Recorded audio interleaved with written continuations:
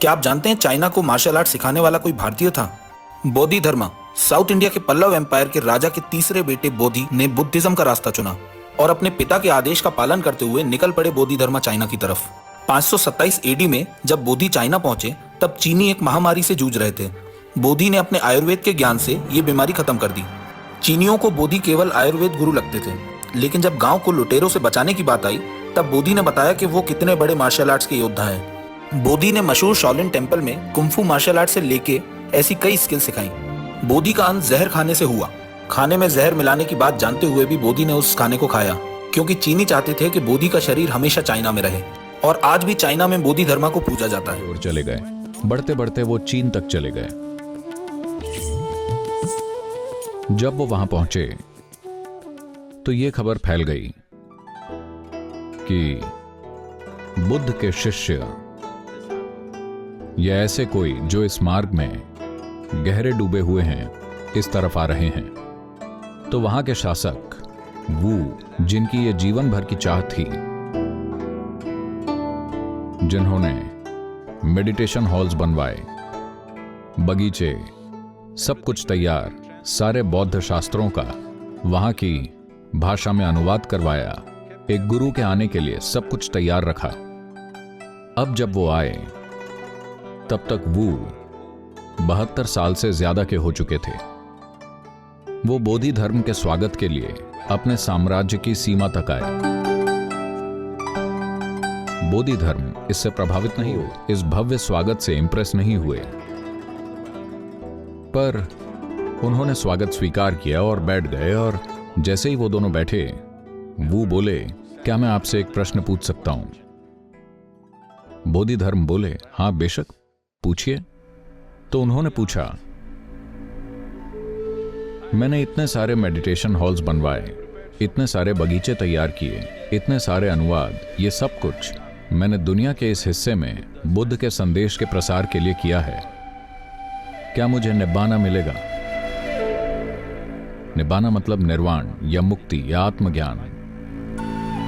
बोधि धर्म ने उन्हें देखा, अपनी बड़ी बड़ी आंखों से घूर कर उनको देखा और बोले, क्या तुम्हें निब्बाना?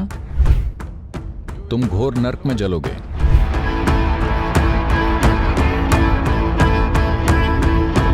किसी ने अभी अभी आपका स्वागत किया, आपको सब कुछ दिया, खाना दिया, और अब वो ऐसा बोल रहे हैं, वो कह रहे हैं तुम्हारे लिए कोई चांस नहीं है, क्योंकि सच तो ये है कि तुम ये सब चीजें कर रहे हो और फिर इसका हिसाब किताब रख रहे हो, तुम कहीं नहीं पहुंचने वाले। और वो चले गए। कई जगहों पर लोगों ने उन्हें रोकने की कोशिश की, पर वो बस चले गए। और वो एक शाओलिन मंदिर के पास चले गए, पर वो मंदिर के अंदर नहीं गए। वो पास की एक गुफा में जाकर बैठ गए। तो जब बोधि धर्म गुफा के अंदर जाकर बैठ गए तो जनरल शेन पहुंचे। वो उनके शिष्य बनना चाहते हैं, क्योंकि उन्होंने सुना है कि बोधि धर्म कलरी के ज्ञाता हैं, कलरी के महारथी। पर बोधि धर्म एक शब्द भी नहीं बोल रहे। उन्होंने 9 साल इंतजार किया। तब बोधि धर्म गुफा से बाहर आए और मंदिर में गए। जनरल शेन उनके पीछे विनती करते हुए गए, कृपया मुझे अपना शिष्य बना लीजिए। बोधि धर्म बोले, यह तभी होगा जब यह बर्फ लाल हो जाएगी। तो जनरल शेन ने शौर्य और बलिदान की भावना में उन्होंने अपनी ही बाईं भुजा काट दी और अपनी बाह को चारों ओर लहराया और उनका खून चारों तरफ की बर्फ पर गिरा और उसमें जम गया। बोधि धर्म ने यह देखा और अब वो उसे और दूर नहीं रख सके। उन्होंने उसे अपना शिष्य बना लिया। तो कलरी में निपुण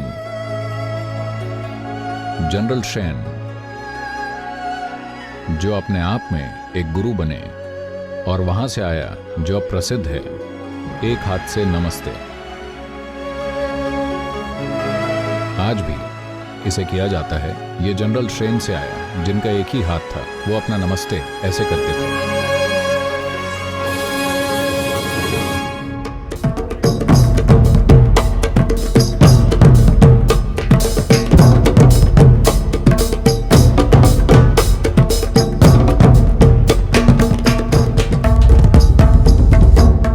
कलरी को सभी मार्शल आर्ट्स की जननी माना जाता है।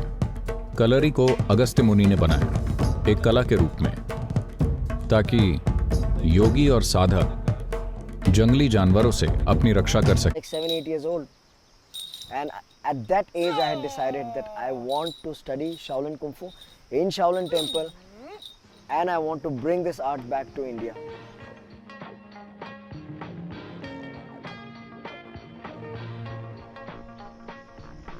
Kanishka Sharma, the first Indian martial arts practitioner to attain the title of Shifu, trains several thousand students each year. The legendary Shaolin Temple of China bestowed upon him the title of Shifu. My name is Shifu Kanishka, I'm also known as Shi and Yu. I'm a 34th generation Shaolin warrior from Shaolin Temple, China. I didn't name it Shaolin Temple India, even though it is a branch, but I called it Shaolin Gurukul because I really loved the concept of that Indian culture of Gurukul where people come, you know. I'm not just teaching Shaolin Kung Fu, I teach multiple martial arts here.